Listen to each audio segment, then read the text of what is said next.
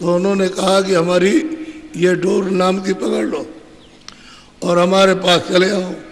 तो नाम की डोर पकड़ी तो वह फौरन उनके पास पहुंच गए, सामने खड़े हो गए। साक्षात्कार ईश्वर का दर्शन, खुदा का दीदार सामने, घाट का सब सामने कर। उन्होंने कहा हम बहुत खुश है, हम रास्ता देते हैं, तुम ऊपर जाओ। तो उन्होंने रास्ता दिया तो उधर का मतलब ये पेट नहीं, उधर वहाँ अंडा जराया, उधर में बहुत चौड़ा, जितना ये संसार इससे भी ज़्यादा चौड़ा मैदान है, उसमें खड़े हो गए। तो वहाँ रचना ये तो मृतलोक में 5 तत्वों की है, जल पृथ्वी अग्नि वायु आकाश, और वहाँ लिंग तत्व की रचना है।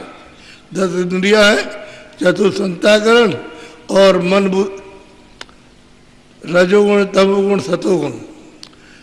तो मन और बुद्धि और चित्त, ये 4 तो ये हो गए 10 इंद्रियाँ, 10 4 14, और रजोगुण तमोगुण सतोगुण ये 3 हो गए 17 तत्वों का लिंग शरीर है।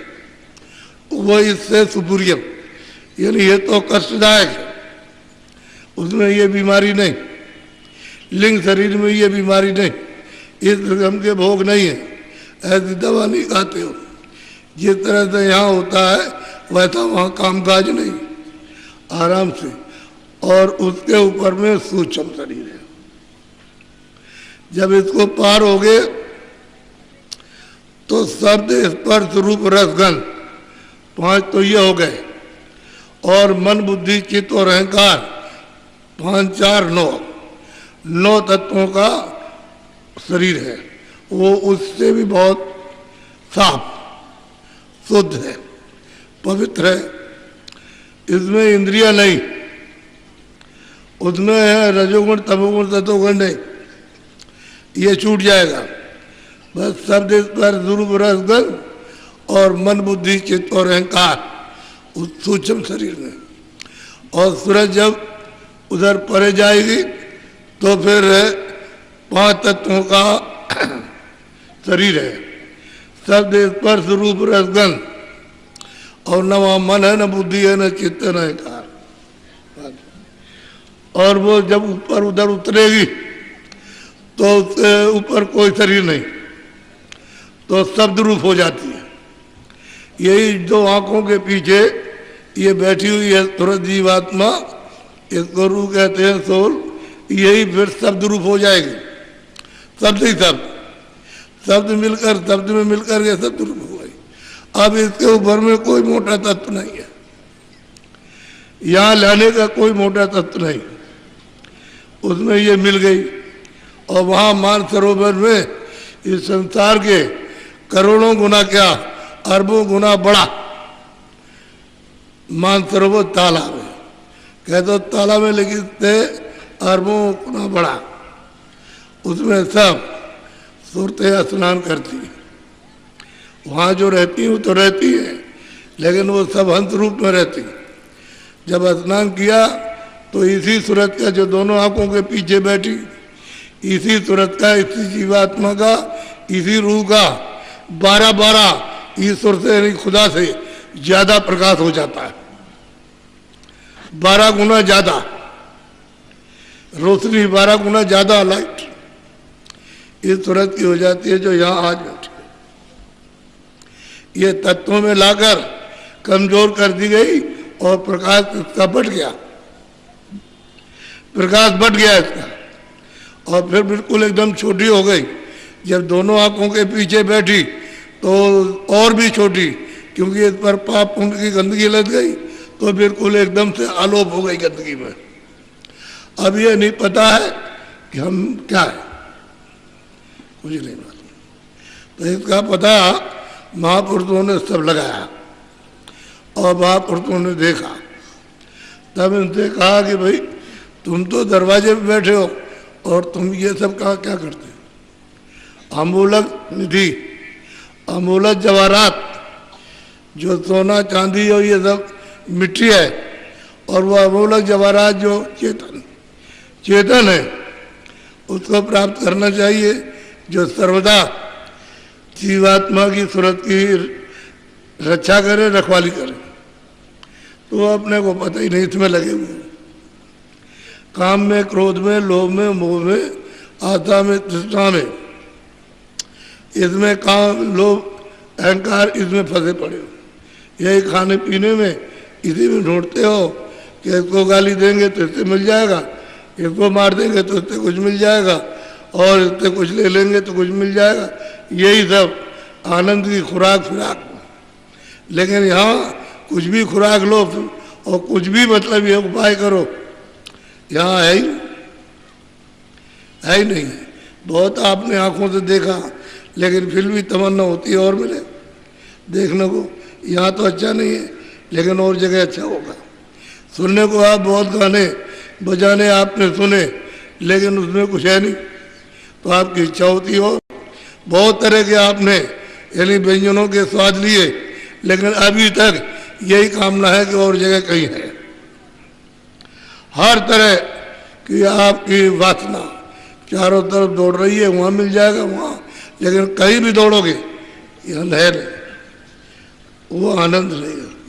आनंद जब मिलेगा अपने निजी घाट पर दोनों आंखों के पीछे आकर यहाँ बैठोगे और यहाँ से शुरू करोगे, तब मिल जाएगा।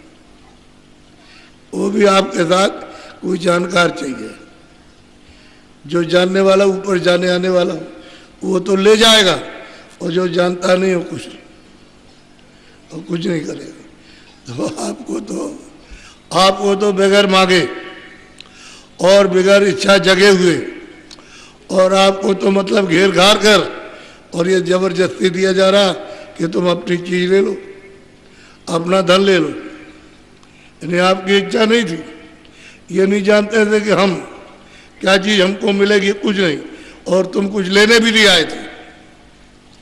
ऐसे आए सुन कर के क्या कि हमारे कष्ट दूर हो जाएंगे, तकलीफ दूर हो जाएगी, बाबा जी के पास जाएंगे, कुछ आशीर्वाद, कुछ दुआ मिल जाएगा। दुआ आशीर्वाद तो तब मिल जाए, लेकिन तुम आशीर्वाद लेते कब हो? दुआ कब लेते हो? दुआ अगर तुम्हें मिले तो फेंक देते हो, तो फिर तुम्हारे पास तो कुछ रहता नहीं। जब तुमने फेंक दिया तो फिर क्या रहेगा? जो बताते हैं कि तुम इस तरह से रखो, दुआ को रखो, आशीर्वाद को, तो तुम्हारा लाभ करे, तो वो बढ़ते बढ़ फेंक दिया। तो रोकथाम करने वाला कोई तुम्हारी है नहीं, ये वो बताया रोकथाम करे, इसलिए जो चाहते हो वो करते हो। एक मजदूर है, मजदूरी करता, मालिक आया, उसने कहा देखो ये काम है, ये आप दिन में कर देना, अच्छी बात। वो तो चला गया, तो अपना बस चुपचाप अपना बैठा सोया। शाम को जब मालिक आने को हुआ तो पड़ुआ उठाया, खोदने लगा। उसने कहा भाई हम तो तुमको काम दे गए थे, तो तुमने तो कुछ नहीं काम था, जितना हमको उतना किया।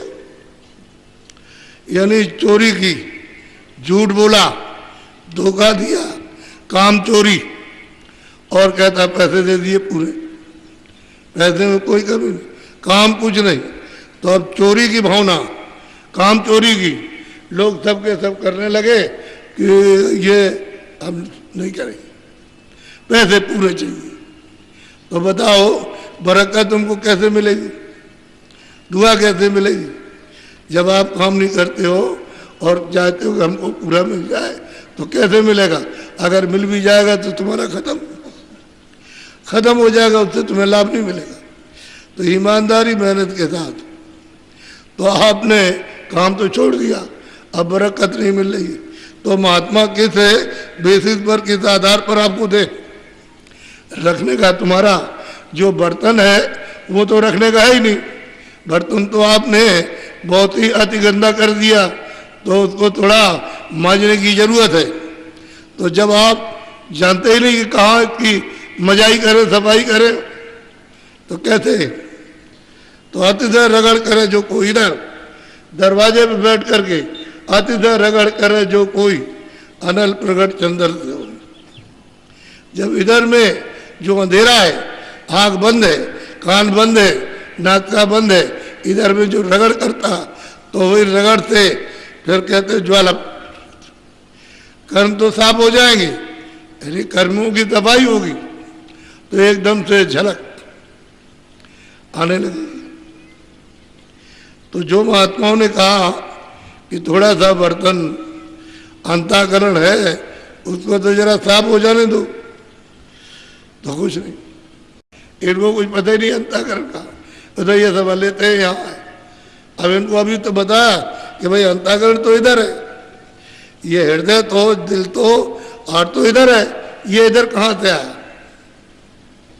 कर्म सब इधर जमा होते हैं, जहाँ पानी कभी जाए नहीं, तुम दिन भर डूबे रहो नदी में या कुएं में डूबे रहो तो पानी वहाँ नहीं जाएगा, ना वहाँ कोई जहर जाएगा, ना वहाँ कोई तलवार जाती, अग्नि भी नहीं जाएगी, अग्नि तो नीचे तुम्हारे इसको जला देगी, वहाँ नहीं जा सकती अग्नि, छू करके भी नहीं जाएगा। ऐसी जगह उसने तुम्हारे पाप और पुण्यों को रखा, और तुम किसी महात्मा से नहीं पूछते हो कि हम ये पाप और पुण्य हम किस तरह से इसको जलाएंगे। वो जुक्ति दे तो उसको करो जल्दी में, तो जल्दी हो जाए काम, तो आपको समझ में नहीं आता। इसलिए तुम बड़े भाग्यशाली हो, तुमको अचानक ये चीज नर नारियों को पकड़ा दी गई कि अब जरा सा थोड़ी सी तुम मेहनत करो, ये रगड़ करना रगड़, थोड़ी सी तुम करो थोड़ी हम करें तो जल्दी ही कृपा हो जाए। अब तुम अगर सचेत हुए और विवेक हुआ तब तो लग गए, तब तो काम हुआ, और इधर से लिया उधर धर दिया, ताके में जाकर के वहाँ धर दिया, भूल गए। जब कभी मिले तो पूछा भाई तुमने कुछ याद किया, कुछ किया? कह रहे हम तो सब भूल गए, हमने तो कुछ ना भजन किया ना हमने ध्यान किया, हमको तो समय खो दिया तुमने। इसलिए तुम अपने आप धोखा खाते हो और इसमें फंसते हो, तो ये उबारेगा, ये कर्म जो है पाप पुण्य उबार के ले जाएगा। ये तो तुम्हारे अंदर बेड़ियां बांधेगा, एक सोने की और एक लोहे की, और ऐसा बांधेगा यहाँ, हथकड़ी डालेगा पैर समझ गए, और छोड़ नहीं सकता। तो जो पुण्य करेगा उसको तो सोने की बेड़ी, और जो पाप कर्म करेगा लोहे की, बस देगा और डाल देगा यहाँ 84 में ले जाएगा नरकों में, और फिर तुम्हारी अच्छी तरह से पिटाई करेगा। बताओ किससे प्रार्थना करोगे? कौन है बचाने वाला? कोई तुम्हारी इस आवाज को कोई सुनेगा? वो जानता ही नहीं कहाँ गए, और उसके ऊपर में ये दूरी दशा हो रही है। इसलिए महात्मा जो आप आते हैं वो इसी धन को जीवात्मा को जगाने के लिए आते। नाम के साथ अभी आप नाम जानते ही नहीं हो, नाम जो बोलता हो, नाम आवाज देता है, कहता है भाई हम तो तुमको बुला रहे, तुम हमारी आवाज को सुनते ही नहीं हो, और जब सुनने लगो तो आवाज सुनाई देने लगे, और फिर सब तुम्हारी कानों के साथ, आंखों के साथ में प्रकट हो जाए, और तब कहोगे हमको ऐसी अद्भुत वाणी जो हमने कभी कल्पना भी नहीं की कि ये हमको सुनने को मिलेगा, और वो मिलने लगे। तब उसको मतलब ये है आनंद बरसता है, और फिर दुनिया एक तरफ खड़ी हो जाए और वो एक तरफ रहे, उसको हिला नहीं सकता कोई भी, उसको बहका नहीं सकता, कुछ भी कहो आप बहका नहीं सकते। जब सच्ची थी, सच्चा रास्ता, सच्ची चीज मिली, जीवात्मा उसके साथ जुड़ गई और आनंद ले रही, तो इसको कौन मोड़ेगा? कोई नहीं। एक देवी घर में भजन करके उसका पति कहीं गया और रह गया, अब वो भजन करने लगी, और उसको जब होने लगा तो कहेगी तुम क्या करती हो ढोंग? अरे हम ढोंग नहीं करते, तुम चले जाओ, जो हमको मिला तुम भी ले आओ। हमको तुम अपनी बुद्धि से समझते हो ढोंग है, तो हम ढोंगी है तो हम छोड़ नहीं सकते, तुम अभी चले जाओ, हमको कोई गम नहीं। अगर तुमको कुछ लेना है तो वहाँ चले जाओ और वहाँ जाके ले आओ, जो हमको मिला वो आपको मिल जाएगा, वहाँ कोई इनकार थोड़ी है। अगर हमारे लिए दरवाज़ा खुला तो तुम्हारे लिए भी खुला रहेगा। तब चुप हो गया, चुप हो गया, फिर ठीक होगा। तो कोई सत्संगी आया, उसने कहा अरे ऐसे बोलना बालना नहीं तेरा बड़ा भारी नुकसान हो जाएगा। इसको परमार्थ की दौलत मिल रही है, ये तेरी बात क्या सुनेगी, ये कुछ नहीं सुनेगी। इसके ऊपर नशा चढ़ गया। तो कहने का मतलब यह है, दुनिया एक तरफ और वो एक तरफ, वो हिला डुला सकता। जब वो देख रहा, सत्य सत्य को देख रहा उजाले में खड़े होकर के, तो उसको कोई धोखा दे सकता है? आप तो अंधेरे में हो, कल्पना में हो आप, इसमें ये होगा है और कुछ नहीं, इसी में बधे हुए। और वो देख रहा बेचारा, जिसकी आँख खुल गई, कान खुल गए, उसको किसको मोड़े? अरे तुम ही 15-20 दिन लग करके कर लो भी तुम्हारी आँख और कान खुल जाए, कौन मोड़ेगा? इसलिए महात्मा जो देते हैं तुम्हारे भले के लिए देते हैं। हम तो सब स्थानों पर जितने भी लोग वहाँ स्थानीय, इन काफले वालों से कहा कि तुम मैदान में नहीं बैठोगे, तुम अपनी गाड़ियों के पास दूर रहोगे, वहाँ बैठ के सुनो गाड़ियों के पास, मैदान में स्थानीय जनता को आने दीजिए। इन सब लोगों ने पूरा पालन किया, स्थानीय जनता को पूरा मौका दिया, और इतनी जनता आई सब स्थानों पर, इतनी आई कि सब लोग ये कहते हैं कि आज तक ये सारी जिंदगी हो गई, हमारे सामने कभी ऐसा नहीं मिला, और ये मतलब आगे भी नहीं मिल रहा। जहाँ देखिए वहीं, जहाँ देखिए वही सभी, यहाँ भी यही कह रहे हैं। यानी यहाँ भी आज 34 दिन है, 34 दिन है, हमने किसी दिन छोड़ा नहीं।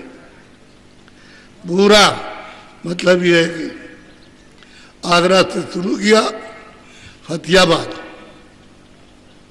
और फिर मुरैना, ग्वालियर और भिंड, दतिया, चले गए टीकमगढ़, छतरपुर, दमोह, पन्ना, कटनी, आपके मतलब मैयर, सतना, रीमा, शहडोल, सीधी, ये सब जितना भी किया, 2-3 शहर छोड़कर बाकी सब देहातों। और कहाँ से जनता आई वो किसी को पता नहीं, कैसे भाग के आई। यानी ये किसी को नहीं मालूम कि सड़कों पर कतार लगी है, वहाँ हाथ जोड़े बच्चे छोटे छोटे और पुरुष स्त्रियाँ ऐसे खड़े। ये है इस काफले के दृश्य को दर्शन देने के लिए ये सबका। और स्थान पर 40 किलोमीटर इधर, 40 इधर, 40 इधर, 40 इधर। कहाँ से आ रहे हो? कह रहे मैं 25 किलोमीटर से पहाड़ों से आ रहा हूँ। ये सब पहाड़ों से आ रहे हैं, कोई इधर से आ रहा है, कोई इधर से। और एकदम से समय से 4 बजे के पहले एकदम भर गया, जैसे ही भर गया। इसी तरह से कहीं भी कोई चीज खाली नहीं। और ये हमारे जो 7 काफले वाले, ये इनको ये नहीं था कि बाबा जी ने कहा कि अब कि हम तुमको दिखाएंगे, ये नहीं था। अब ये चक्कर में तो इनका तन, इनका मन, इनका धन अब की बार सब सफल हो गया। और खुशी इनको हुई कि मैं दौड़ा कर रहा हूँ, मैं मतलब साथ साथ, और यहाँ जमीन में लेटता हूँ, और मतलब ये है कि कहीं पानी नहीं है तो कहीं पेड़ नहीं है, इस तरह से। और ये एकदम लगे रहे, छोड़ा किसी ने। ये बराबर 34 दिन यानी मतलब कल तक चलते रहे। आज गए नहीं तो सुबह 5 बजे निकल जाते, सब चले जाते। 3 बजे घंटी बजती है, सब नहा धो करके सब तैयार होकर के बस।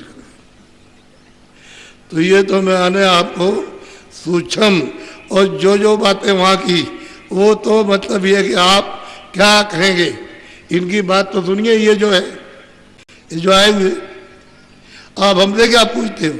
ये सामने जो बैठे हैं ये इनसे पूछिए। तो असली चीज कि अब की बार लोगों को मिला, बहुत लोगों का लाभ हुआ। फायदा हुआ। एक आदमी आया बंदूक लेकर के कि हम डकैत हैं, तो हमने कहा भाई तुम कोई भी हो, हमसे तो कोई मतलब नहीं, लेकिन आज सत्संग सुन लो। कह लगे मैं इसीलिए आया और मैं बंदूक लेकर के जाता हूँ, खाली मैं कहूँगा कुछ नहीं, ऐसे घुमा दूंगा तो यहाँ सब आ जाएंगे। हमने कहा नहीं, उनके आने की जरूरत नहीं है, आप आना, आप यहीं बैठे रहो। और आपने कहा कुछ नहीं है, यहीं बैठे रहो और फिर उनको देखना यहाँ। ऐसा नहीं मत करो कि हम चले जाएंगे तो हमारी वजह से आए, नहीं आप मत जाओ। खेलेगा अच्छी बात। तो वहाँ रहा और एकदम से जब भीड़ आई तो हमने पूछा उनसे, हमने तुम्हारी वजह से आए, तुम गए थे बुलाने? चले हमने गए। तो फिर कैसे आए? तुम ईश्वर के मतलब काम में दखलंदाजी कैसे कर सकते हो यार? तो कह लगे ये बंदूक रखी, अब आज से काम कभी ठीक करो। जब सत्संग सुन लिया और उसको नामदान दिया और बताया, उसको तो कह लगे ये बंदूक धरी, आप नहीं करना, नहीं तो ऐसे बंदूक दिखाया ऐसे करके। तो बताइए आप, लोग जो है अपने दुष्कर्म को जब समझ आती है और दया होती है, सहयोग मिल जाता है, छोड़ देते हैं।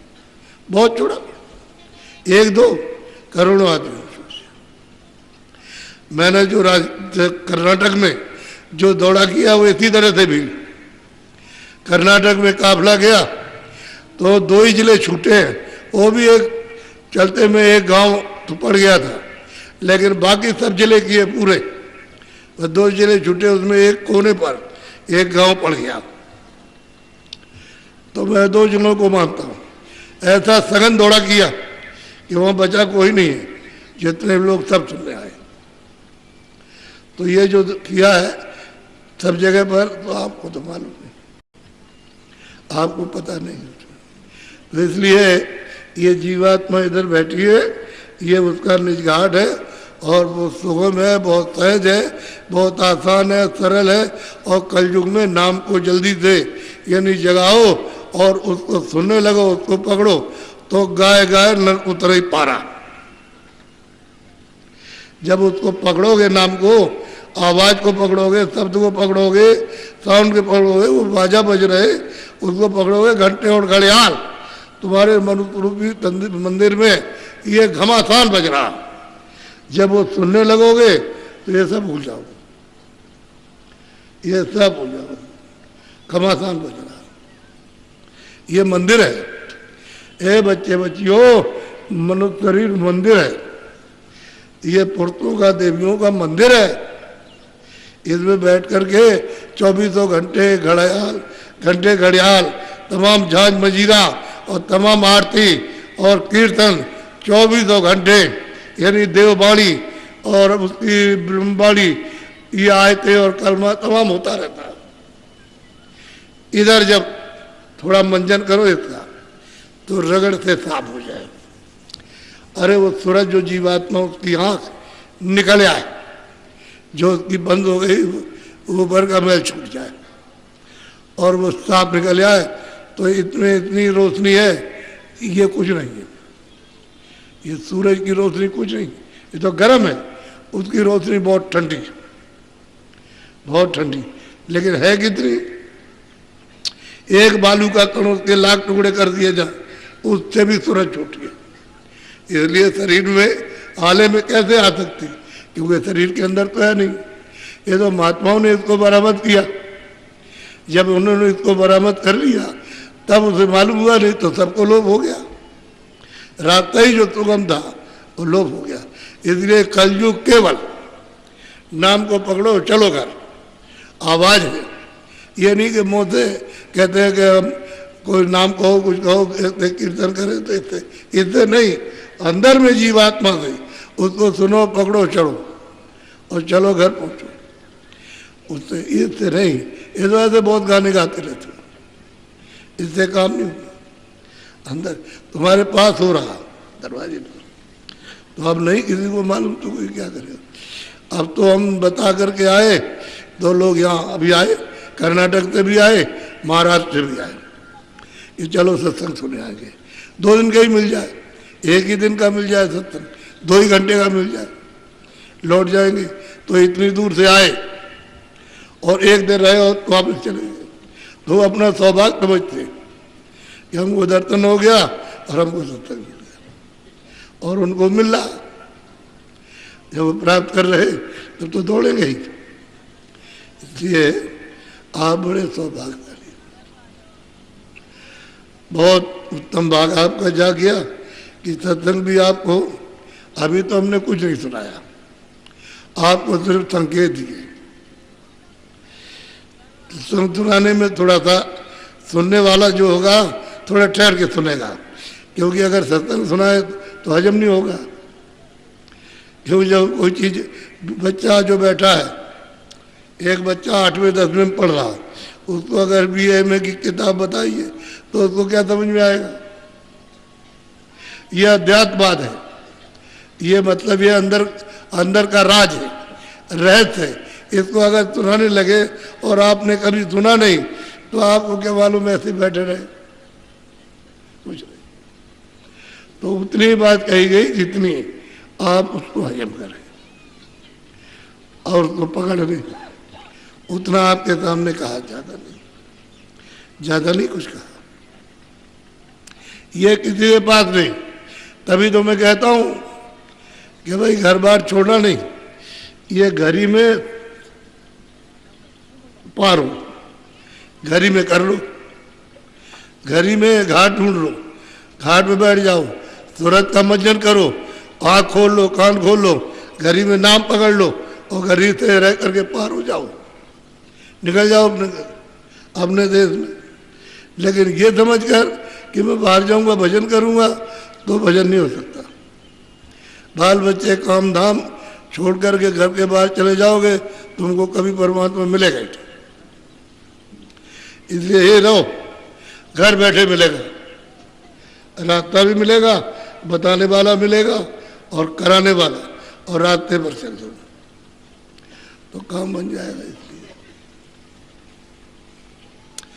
तो मैं तो बैठ गया था कि सुबह क्यों खराब समय किया जाए, कुछ इनको सुनाया जाए, कुछ सुना दिया जाए। तो आप इतनी बात हमारी जकड़ के पकड़ के रखो कि जो भी कर्म करोगे अच्छा बुरा, तो अच्छे का तो आपको फल पहले नहीं मिलेगा। इसको समझ लो कि जैसे पुण्य किया और पाप किया तो पुण्य का फल पहले नहीं मिलेगा, जमा रहेगा। पहले जो आपने पाप किया है उसको पहले भोगो, उसकी सजा पहले, चाहे वो पशु पंछी में ले जाए, कीड़ों में ले जाए, जल के जीजों में ले जाए, चाहे नरकों में ले जाए, वो पहले भोगना। और जब वहाँ कट जाए तब फिर आकर के फिर आपको ये पुण्य का फल मिलेगा। हिसाब करने वाला जितने आज़ादी दी है और बहुत होशियार है, उसने कितने युगों तक आराधना की है, समय लगाया और मालिक को खुश किया। खुश हो गया तो उसने ये सब इतना वरदान मांगा तो मालिक ने दे दिया। मालिक को क्या, उनकी मौज थी, इच्छा थी कि ऐसा विस्तार कर दें तो विस्तार किया। मतलब ये ऐसा नहीं कि मालिक समझते नहीं थे, समझते थे दोनों। इन जीवात्माओं के लिए तो रास्ता आने और जाने का रखा, उनके लिए नहीं रखा। जो पहले 16 को भेजा उनके लिए नहीं, वो नहीं जा सकते। जब महाप्रलय आती है, महाप्रलय आई तो उसमें क्या होता है कि जितने भी साधक वो तो पहले चल देंगे, निकल जाएंगे। फिर इसके बाद में जो पुण्य आत्माएं होती है, शुभ कर्म करती है, कोई कोई उनमें से वो चली जाएगी, पुण्य आत्माएं निकल जाएगी। फिर यहाँ पृथ्वी में आपको अनाज नहीं मिलेगा, पेड़ों पर पत्ते नहीं मिलेंगे। कि अनाज न मिले तो पत्ते का आगे जिंदा रह जाएंगे, तो पत्ते खत्म। जानवरों के लिए कोई चारा नहीं मिलेगा तो तड़प तड़प करके बड़ा दुखद दृश्य होता है, रुदन वाला। ऐसे तड़प तड़प करके मौका पा जाएगी तो स्त्री अपने बच्चे को काट के खा जाएगी। मौका मिल गया और पति सो गया है तो उसको काट देगी और उसी का मांस खा जाएगी। ये आदमी पा जाएगा तो स्त्री को काट देगा। उस वक्त में कुछ नहीं, यह हाल रहता है। तो इस तरह से तड़प तड़प करके ये पत्थर पहाड़ जितने भी हैं, जब वो शब्द बंद करता है तो फिर कलर से राख एकदम से सारा जलमग्न पूरा का पूरा। तो जितने भी मतलब ये है कि जल में जीव रहते थे, अब वो थल में, तो थल के जीव जल में चले गए। तो तड़प तड़प करके उनको कोई आधार तो मिला नहीं। पानी से बाहर जाने का तो पानी हो गया, जली हो गया। तब कोई आदमी नहीं, कोई जानवर नहीं, तब पत्थर जितनी भी जमीन ये जो कुछ भी है सब गल करके राख, तब पानी पूरे सारे संसार। और फिर क्या हुआ कि अग्नि ने पानी को सोखा, तो नीचे जल में पानी में जीव है, तो वो तड़प करके तड़पते। किस तरह से तड़पते हैं वो मतलब ये है कि शरीर का पायमान जब पूरा जल सूख लिया, उठ चला, वहां से शब्द बंद किया तो उठ चला। देर क्या लगती है, फौरन वायु ने अग्नि को सोखा और वायु को आगराज ने, और आगाज को महादेव आद्या महाशक्ति ने समेट लिया। फिर ऊपर में ईश्वर ने, यानी मतलब खुदा ने समेटा, तो उसके बाद में ब्रह्म ने, ऐसे ही समेटते हुए साहब चले जाते हैं। किसी को पता नहीं, कुछ नहीं रहता। ये आएगा, तुम्हें आता है, लेकिन समय देर में आता है, आपको तो मालूम नहीं है। ये बात जरूर है कि जितने भी नरक के जीव 84 के, इतनी तकलीफ होती है, इतना कष्ट होता है कि वो सब उसी में भुगा लिया जाता है, तब उनका शरीर छूटेगा। इतनी यात्रा होती है जो कहीं नहीं जा सकती, लिख नहीं जा सकती। तो कर्म जब भोग लेते हैं तब जाते हैं। ये साहब किताब मिट्टी, ये साहब झूला रहा, अब जल भोग गया, जल उड़ गया, अग्नि ने अग्नि को, वायु ने वायु को आकाश, ऐसे ही सब मिटता चला जाता, कुछ नहीं बचता। और कब फिर प्रसार होगा ये कुछ नहीं कहा जाता, ये कुछ नहीं। तो इसलिए जो महापुरुषों ने देखा है कि महापुरुष कब आए, उसी को फकीरों ने देखा कि क़यामत कब आएगी मालूम, उसको क़यामत कहते हैं, अपने महाप्रलय कहते हैं। जब विस्तार हुआ तो इसका समय निश्चित है कि इतने दिन के बाद में महाप्रलय हो जाएगी, लेकिन देर लगती है। आपने तो ये कभी सुना नहीं कि ऐसा, और तो आप कहते हो बस हमारा है, तुम्हारा है। तुम तो आए हो दूसरे की चीज लेकर बैठे हो, चिल्ला रहे हमारी हमारी, उसको गाली दे रहे, और तुमसे छीन लेगा, सब ले लेगा और याद रखवा लेगा। जाओ जाओ, तुम्हारा हिसाब हो जाएगा, बस तुम्हारा कुछ नहीं है। तुम ऐसे ही रोते गए और रोते जाओगे, और रो रहे हो, अभी रो रहे और रोते हुए आए। जब पैदा हुए तो रोते हुए, अभी तो रो रहे और जाने के वक्त रो रहे। तुम्हारा रोना कब बदलेगा? दूसरे की चीज को आप पकड़ोगे तो रोना ही पड़ेगा। अपना कुछ शरीर भी अपना नहीं, सामान भी अपना नहीं, उसको निकाल देगा। जीवात्माओं को ये पड़ा, सामान ये पड़ा, निकालेगा। तो आपका कब है? अगर आपका होता तो दौड़ के बच्चा बचा लेता, बाप माँ को बचा लेता, पत्नी को बचा लेता, इतनी दौड़ के जाती पति को बचा लेता। हाँ, तो इसलिए समय यानी आपके लिए जल्दी है कि अभी आने वाला समय खत्म होने वाला, तो आप अपने समय जो बचा है उसी में ही भजन कर लो। ये सच्चा भजन, इसमें झूठी उठी चीज कोई नहीं, सच्ची चीज है। घाट पर बैठ के और भजन कर लो, कान खुल जाए, आँख खुल जाए तुम्हारी, नाक खुल जाए, चलो।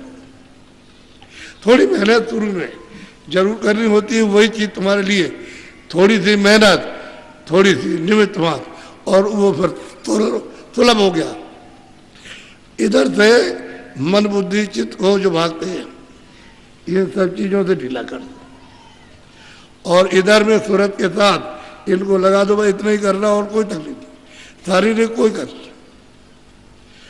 श्वास आता जाता आने जाने दो, सोते में आता जाता है, काम करते में आता जा, खाते में आता जाता है, ऐसे ही भजन में आ जाएगा, उसको रोकने की जरूरत ही नहीं है।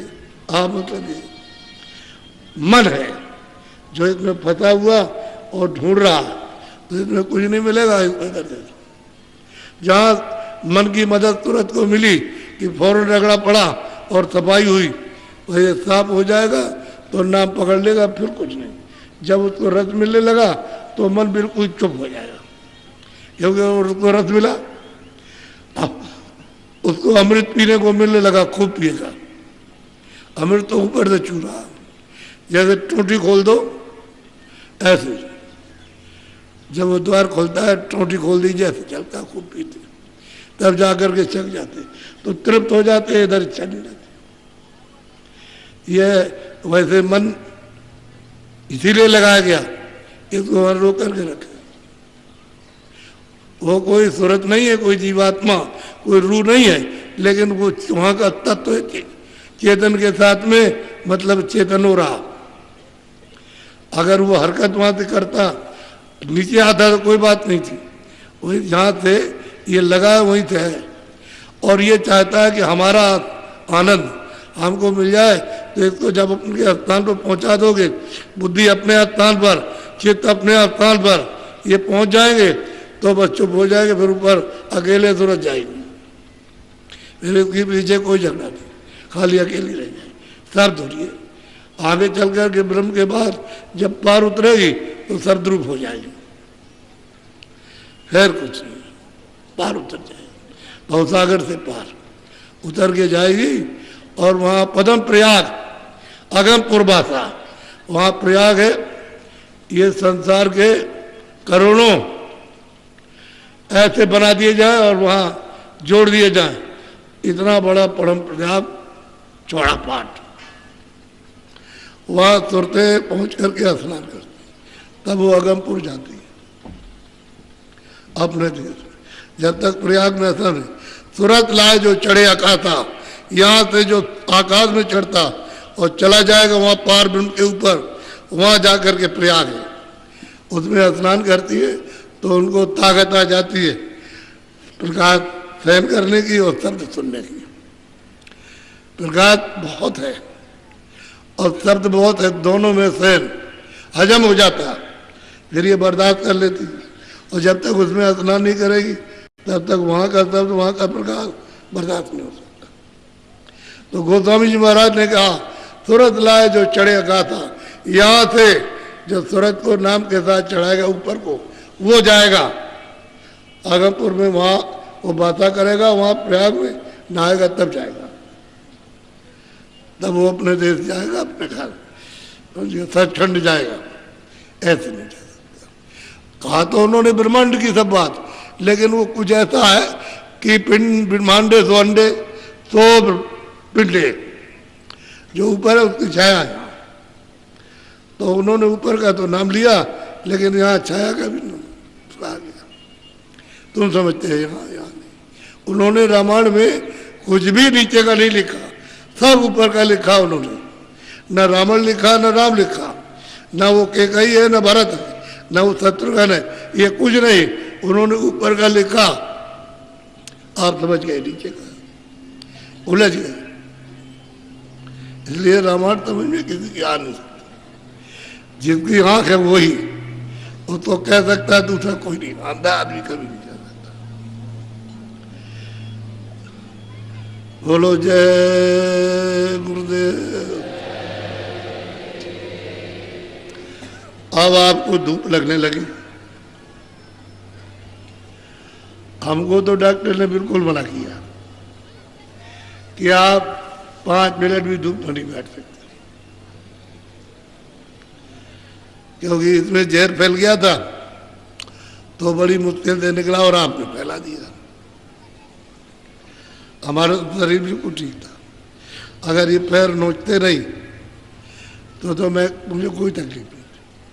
इसमें आपने खून निकाल करके कभी इधर नाखून मारे तो उससे ये हो गया, तो डॉक्टर ने कहा तुम नहीं बैठ सकते। अब क्या करें? तो आपको मतलब ये है कि जब दौड़ा किया तो ये कुछ सुना ना, तो बहुत बचत की है, लेकिन कहीं कहीं जैसे भी हो गया। मैं वैसे ठीक हो जाऊंगा तो आपकी सेवा करूंगा। मैं कौन हूं? पक्का आपका सेवक, महात्मा नहीं, गुरु नहीं। पहले समझ लो, मैं आपका पक्का सेवक। क्या करता हूं कि मन को, बुद्धि को, चित्त को और ये जीवात्मा बैठी है अंतःकरण, इसकी रगड़ाई करता हूं, सफाई।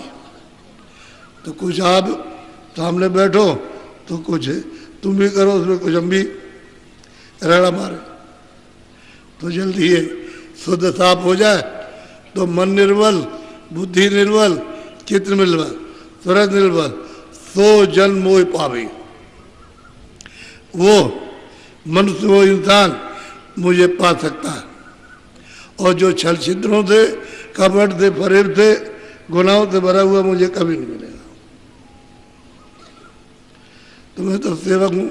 मैंने कहा ही मैं ऐसे कहता रहता हूँ, मुझे जो मन, बुद्धि, चित्त, अंतःकरण, जीवात्मा की जो धुलाई करे तो सेवक ही है। वो महात्मा कब है? आप अपने भाव से जो चाहो तो कहो, हमारा भाव ये। गुरु महाराज कहते थे कभी महात्मा मत बनना, बताते थे जब ये चीज बांटो तो सेवक बनना, सेवक सदा रहना, महात्मा मत बनना। जहाँ तुमने कहा गुरु हम, तो तुमको नरकों में जाना पड़ेगा। तो बताओ, जब हम ये कहें तो हमको जाना, तो फिर मतलब हमको फायदा क्या? सेवक। इसलिए आप शाम के वक्त में 4 बजे तो धूप चढ़ रही है, उस वक्त में नीचे जाएगी, तो 4 बजे सत्संग होगा और उसी समय पर समापन का कार्यक्रम हो जाएगा। समापन का यहाँ हो जाएगा, क्योंकि यही के लोगों ने कहा कि हमको समय दे दीजिए, तो मैं तो कहीं भी रुक सकता हूँ। मुझे क्या है, तुम्हें पास तो तब है, मतलब यहाँ कहाँ लगाओ, यही चलो, यहीं पर ट्रैक्टर खड़े करो और भंडारे लगा दो, वहीं कर दूंगा। हमको क्या परेशान है? वो तो सब साथ साथ चल रहा, समझ गए? 50 भंडारे चल रहे, उससे ज्यादा। और आपको ये सोचना चाहिए। तो हमारे लेकिन यही के लोग कहा अच्छी बात। तो ये है कि अब उधर में सहपाई की तरफ जगह नहीं मिली, इतनी की बैठने की जगह हुई। तो देखते आप ये कितना, अभी शाम को देखिएगा आप, तो ये जगह नहीं मिली। इसकी वजह से ये कुछ हिस्सा मैनपुरी और कुछ हिस्सा से पड़ेगा। इधर मैनपुरी लग जाएगा करेल, इधर में मतलब ये अगटावा लग जाएगा। अब ये कार्यक्रम होना चाहिए, ये वो क्या चीज? अब सबको लाभ हो, ये थोड़ी कि मतलब ये करेल के छूट जाए या मैनपुरी छूट जाए, ये टाप है। अरे हमारे लिए आदमी होना चाहिए। हमको इसमें क्या मतलब? जमीन है, उसमें बैठ करके तुमको ये चीज जब वो लोग मिली तो वो देना चाहते हैं। ये ठीक है, जमीन ऐसी चीज में पवित्र होती है, ये बात सही है। जहाँ महापुरुष पग रखते हैं जमीन पवित्र हो जाती है, जहाँ रहते हैं अति पवित्र, ये बात तो सही है। लेकिन यह है कि लोग उस भूमि का लाभ उठाएं तो बहुत कुछ। नानक जी आए, उनके बाद में 10 यानी पूरे महात्मा 10 हुए बाद में पूरे। कबीर जी आए, उनके बाद में कई पूरे हो गए। तुलसीदास जी आए, मीराबाई आए, उसके बाद कई एक पूरे हुए। वो तो थे ही पूरे। तो बहुत महात्मा आए, बहुत जीव गए। जो वहां पहुंच गया वही महापुरुष हो गया, जो वहां नहीं पहुंचेगा वो महापुरुष नहीं है, पहुंच जाएगा वही। तो बहुत जीव यहाँ से गए, तो जब कलयुग में गए था तो वर्षों के अंदर, तो क्या आप नहीं जा सकते? तैयार हो जाओ, मचलते क्यों हो? हमारा ये चला जाएगा, हमारा ये चला, हमारा वो तो सब जाएगा। हम अगर ना भी सुनाए तो वो अचानक में आकर के सब ले लेगा, तब तुमको दुगना दुख होगा। अभी तो तुमको समझाएंगे तो तुमको बहुत कम होगा, और उधर से बात ना हटाओगे, भाई बात तो हमारा तो नहीं है, और शरीर भी हमारा नहीं, सामान भी हमारा नहीं, ये भी हमारा नहीं, तो कम हो जाएगा, उससे तकलीफ आपको कम होगी। और अचानक में कहा चलो निकलो, तो एकदम बात लड़ेगी तो बड़ी मार पड़ेगी। तो ये बात तो है, इसलिए धीरे धीरे धीरे धीरे तुम्हारा सिमटाओ, मन का, चित्त का, बुद्धि का धीरे से सिमटाओ इधर, और इधर लगा करके ऊपर ले जाना, क्योंकि ऊपर इसका स्थान है। बुद्धि का अलग भंडार, चित्त का अलग है, मन का अलग भंडार है, का अलग। ये सब अपने अपने भंडार में जब वहाँ मिल जाएंगे तो सूरज अकेले हो जाएंगे ऊपर जाने की, उसके साथ में कोई नहीं रहेगा, बस उसके साथ शब्द, स्पर्श, रूप, रस, गंध।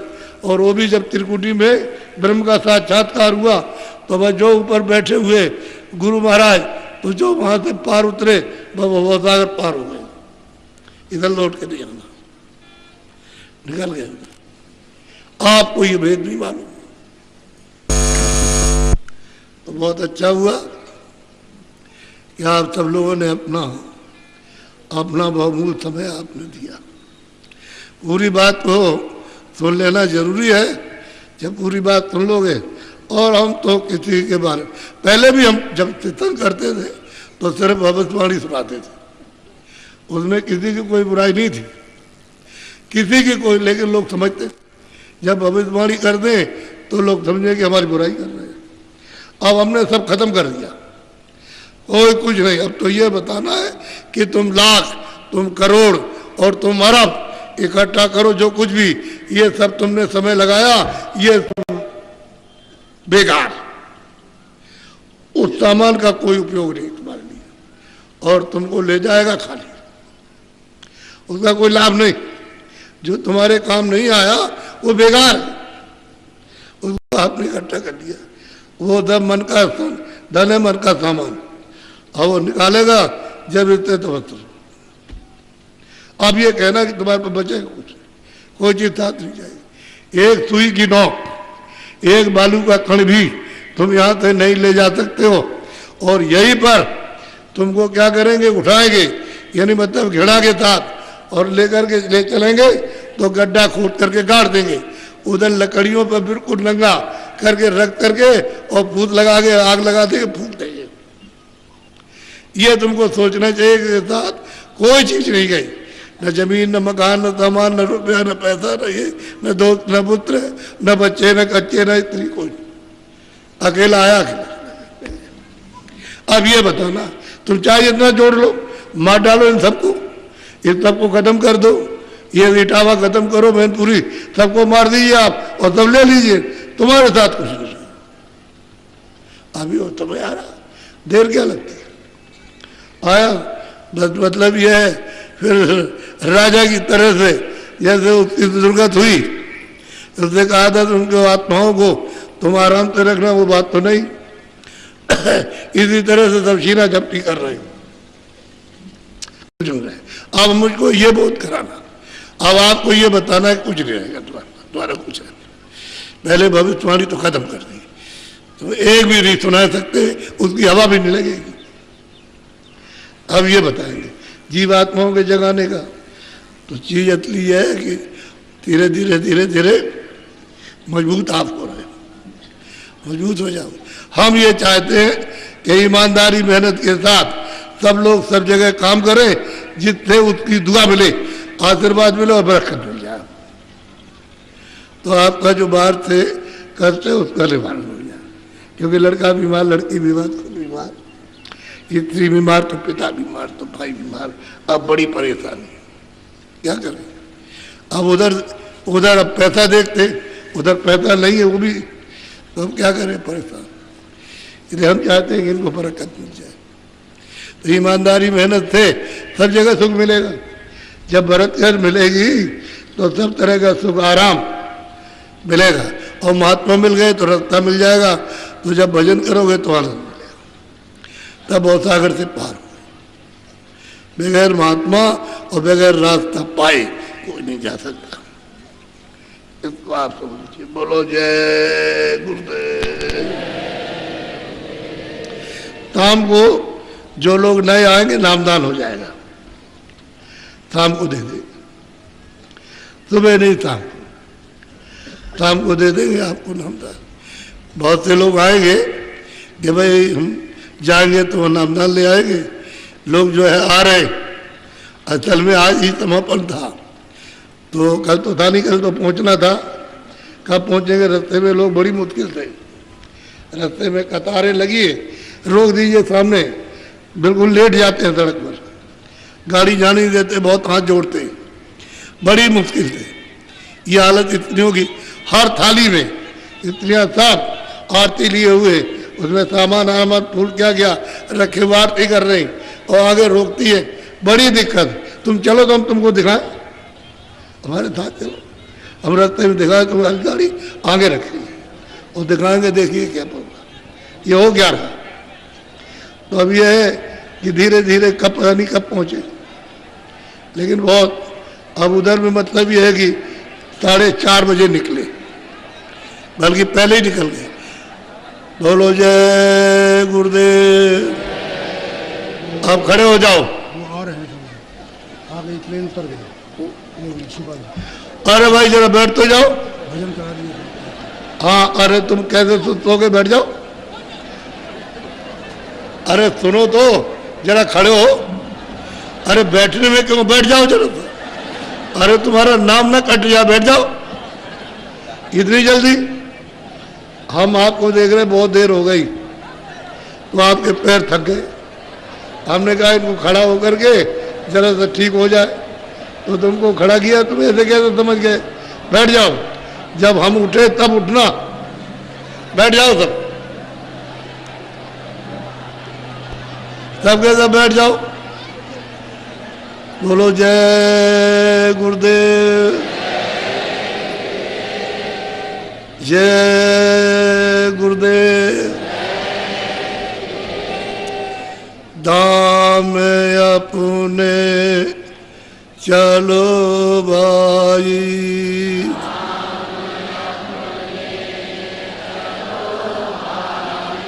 धाम अपने के लिए हम बाहर जाना चाहते। कहाँ? अरब देशों में। तो हमने कहा कि तू जरा ठहरा रहो, बाद में चला जाना। कह लगे नहीं, इस वक्त में हमारा सिलसिला जाने का बन गया, तो मैं जा रहा हूँ, तो मना करें, तो नहीं माना। अब हम उसके हित के लिए मना करें। हमने कहा भाई वहाँ कोई घटना हो जाए तो फिर तुमको बड़ी मुश्किल होगी, बहुत कठिन होगी। बिल्कुल साफ साफ उनको बताएं कि वहाँ घटना होगी तो तुमको बड़ी दिक्कत हो जाएगी। अब वहाँ जब घटना हुई तो पैसा बैंक से या पैसा कहीं भी जमा, या मकान नहीं बिकेगा, सामान नहीं, सीधे जाओ, कोई सामान नहीं ले जा सकते, जाओ। अब हिंदुस्तान ने कहा कि हम जहाज भेज रहे पर, तो कुछ लेकर के नहीं आए, बस खा लिया, खाली। ऐसे ही हर रोज शरीर के रक्षा के लिए मिले, तो आप नया कर्म, पुराना तो वो भोगोगे ही, अब नया काम करोगे तो फिर कर्म आपका बनेगा। जब कर्म बन जाएगा तो हिसाब किताब होगा, तो फिर से हमारी प्रारब्ध बनेगी। ऐसा काम करो। अब पीछे जो किया था उसकी तो प्रारब्ध बन गई, किस्मत बन गई, तो आप उस पर धोखा मार, ठोकर मारते हो, हम इसको नहीं मानते, तो जाओ भाई। अब उनको, अब उन्होंने पूछा कुछ ले आए, तू बेकार करके आए, कुछ ले आया? कुछ नहीं ले आया। वही काम यहाँ करता तो तेरे काम पर बच्चों का काम आता, और वहाँ कुछ नहीं आया। तो इसलिए धाम अपने चलो भाई,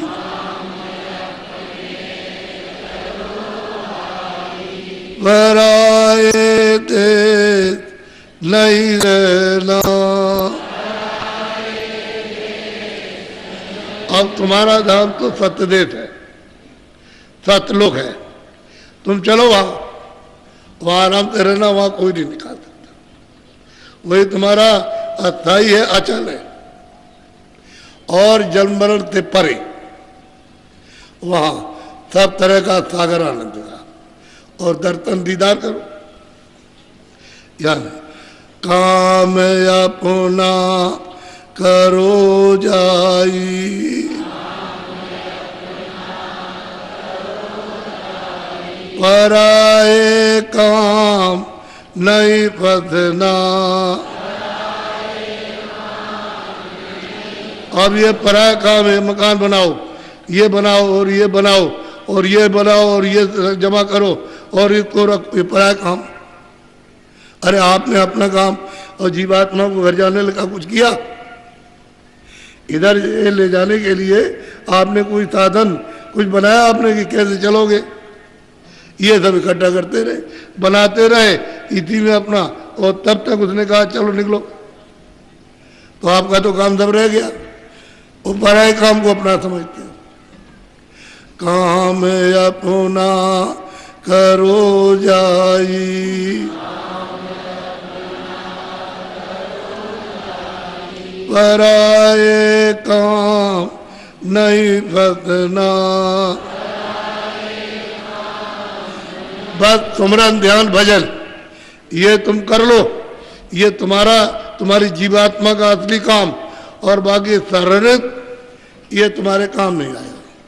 और रोज का जो सामान हो तो प्रारब्ध में ही, वो तो ना भी करो तब भी मिलेगा।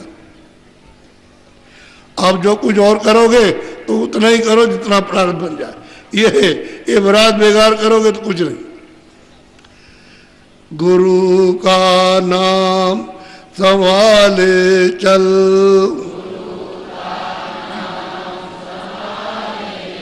गुरु का नाम संभाले चल,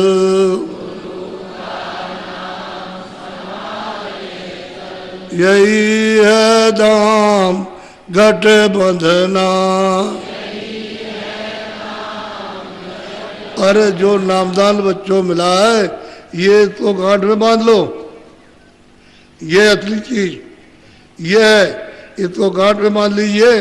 जैसे वो कंगाल जब पैसा पाता है तो ऐसे, और फिर टेट को इस तरह से अंटी में से निकाल के देखता और फिर रख लेता और फिर देखता और फिर रखता, वो गरीब। तो ये तो मतलब है कि कंगाल हो, तुमको जो दिया गया रोज देखो कि हमसे गिर तो नहीं गया, अरे छूट तो नहीं गया, अरे हम भूल तो नहीं गए, गांठ में बांध लो। यही दाम है, इसी से तुम पार हो गए। तो तुम इसको भी भूल गए तो फिर गया, फिर क्या करोगे? जगत का रंग सब मैला,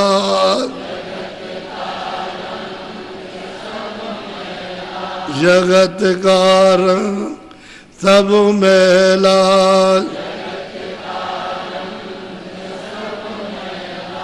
दुलाले मान यह कहना।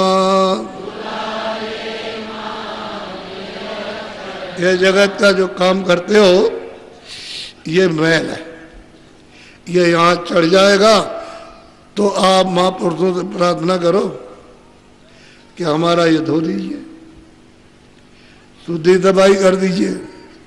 तो वो तो इसीलिए आता ही है। तुम तैयार हो जाओ, तन को मन को अपने कपड़े को दे दो, ये तन को दे दो मन को दे दो, तो ये तुम्हारे कपड़े को लेकर के भींच पाँच कर बिल्कुल साफ करके छोड़ देते आप। तो तुम न मन देते हो न तन देते हो, दोनों में से कुछ भी नहीं। और मन ही मतलब ही है कि बड़ा गंदा है और तन जिस पर बोझा लदा हुआ। फिर कैसे शुद्ध होगा? उनसे कहो तन मन दो, दे दो, हम सफाई कर देंगे। तो जिन्होंने तन मन दे दिया उनकी शुद्धि दबाई होगी। जो नहीं देते हैं शंका के देश में फंसे रहते हैं, उनका काम नहीं बनता। अब ऐसा है कि थोड़ा सा जरा भजन पे बैठ जाओ, दोनों आंखें बंद करो, दोनों कान बंद करो, ऊंचा ध्यान दे करके देखो इधर, ये आंख भी बंद और कान भी बंद। अभी तो आप ऊपर से ऊपर बैठे हो, लेकिन ऐसे बैठ सकते थे बड़े आराम।